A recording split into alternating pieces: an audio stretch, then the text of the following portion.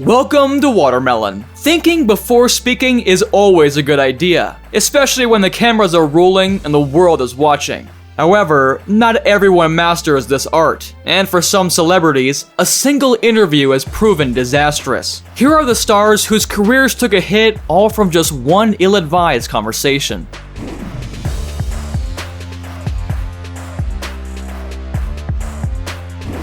Today, we are well aware of R. Kelly's crimes, and he's currently serving a 30-year sentence for them. Back in 2000, things were different. R. Kelly was accused of sexual misconduct, but he was acquitted. At that time, many fans still believed in his innocence. But in 2008, R. Kelly gave an interview that made even his most loyal fans doubt their idol. The interviewer asked him if he liked teenage girls, and here was his answer.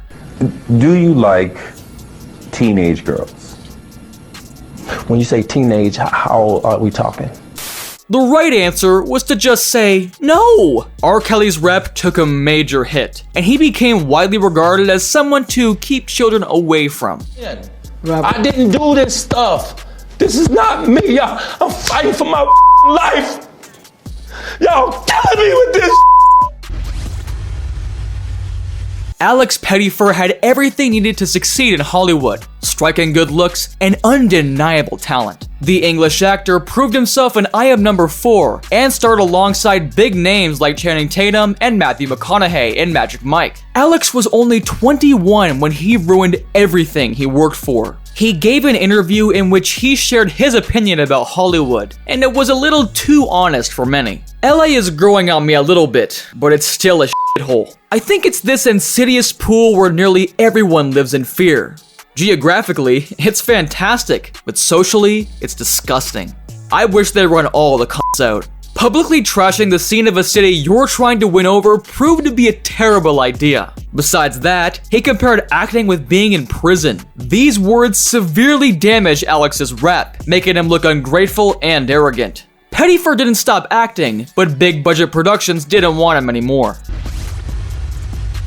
Liam Neeson is widely respected in Hollywood, known as a humble and intelligent person. It's hard to imagine now, but in 2019, Liam Neeson was branded as a racist. The reason was a story he shared with a journalist from The Independent. Liam confessed that decades earlier, his close friend was raped. She said it was a black person. I went up and down areas with a kosh, and I did it for maybe a week, hoping some black bastard would come out of a pub and have a go at me about something, so that I could kill him. Although Liam said he felt ashamed of his thoughts and actions, the damage was done. His comments were widely criticized as racist and unacceptable, and public backlash was immediate. That was until Neeson explained himself in another interview. What is the teachable? What are you hoping that people will learn from you making these statements? To talk, to open up, to talk about these things, After that, many people understood he had admitted his mistakes and forgave Liam. But that interview left a lasting stain on his reputation. In 2007, Katherine Heigl's portrayal of Dr. Izzy Stevens in Grey's Anatomy earned her an Emmy Award. However, the next year, she removed herself from Emmy consideration. She explained her decision by stating, "I did not feel that I was given the material this season to warrant an Emmy nomination." This comment was seen as a critique of the show's writers and producers. The same year, Katherine added fuel to the fire in an interview with Vanity Fair. She said Knocked Up, a comedy movie she starred in, was sexist. According to her, it portrayed women as humorless and uptight shrews, in contrast to the lovable, goofy, fun-loving men. After she spoke out, very few people from Hollywood wanted her in their movies, as many saw her as ungrateful and difficult to work with. Joaquin Phoenix is considered one of the best actors of his generation, but back in 2009, his career took a strange turn. It all started with an appearance on The Late Show with David Letterman. Joaquin showed up looking disheveled, sporting a thick beard and dark sunglasses.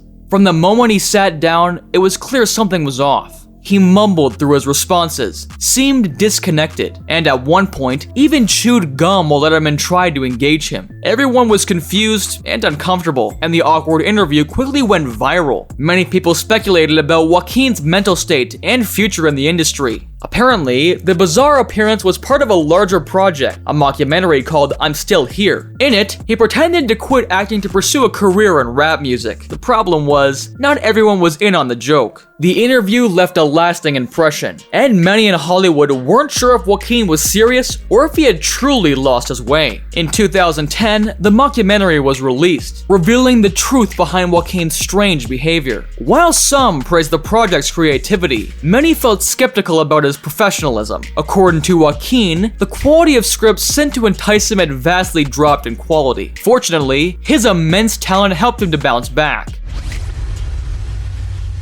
Here's a piece of advice for you. Never compare your boss to Hitler publicly. Unfortunately, Megan Fox learned this lesson the hard way. By the late 2000s, Megan Fox's career had skyrocketed after starring in 2 Transformers movies. However, in 2009, everything changed. In an interview with Wonderland magazine, she shared her candid thoughts about the director of these films, Michael Bay. He's like Napoleon, and he wants to create this insane, infamous madman reputation. He wants to be like Hitler on his sets, and he is, so he's a nightmare to work for. He has no social skills at all. Shia and I almost die when we make a Transformers movie. Steven Spielberg, the executive producer for Transformers, found her comments disrespectful, and as a result, she was removed from the franchise, and many directors blacklisted her. After that, Megan Fox's career took a downturn. However, Michael Bay himself was not offended. In an interview with GQ, he said, "I wasn't hurt because I know that's just Megan. Megan loves to get a response, and she does it in kind of the wrong way." In 2014, he even cast Megan in the film Teenage Mutant Ninja Turtles.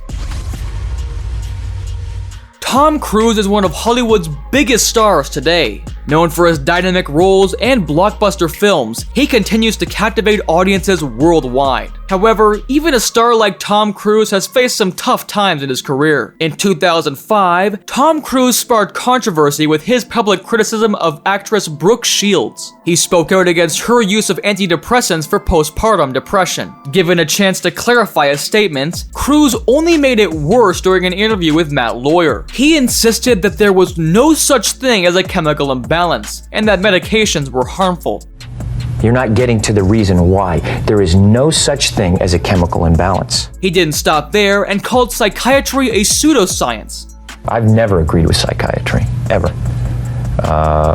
Psychiatry is a pseudoscience. But this interview did not sit well for many people. Cruise's comments were seen as dismissive and insensitive of the real challenges faced by new mothers. At the time, Tom had a long-term contract with Paramount Pictures. However, his controversial statements angered the studio's leadership, and as a result, Paramount terminated their contract with him. From 2005 to 2011, Cruise's career suffered. He appeared in fewer films, and many studios were hesitant to work with him. It wasn't until 2011 that he was welcomed back to Hollywood's good graces.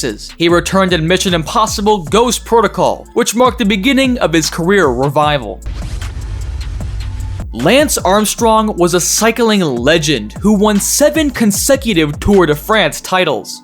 However, his career came crashing down after a revealing interview with Oprah Winfrey in 2013. For years, Armstrong had vehemently denied using performance-enhancing drugs, despite mounting evidence and allegations. But in this interview, Armstrong finally admitted to doping throughout his cycling career. Start with the questions that people around the world have been waiting for you to answer. And for now, I'd just like a yes or no. Did you ever take banned substances to enhance your cycling performance? Yes. He confessed to using a cocktail of banned substances, including EPO, testosterone, and blood transfusions. The fallout was swift and severe. Sponsors quickly canceled contracts with him, and he was stripped of all of his Tour de France titles. Armstrong's rep was in tatters, and he faced numerous lawsuits and financial penalties.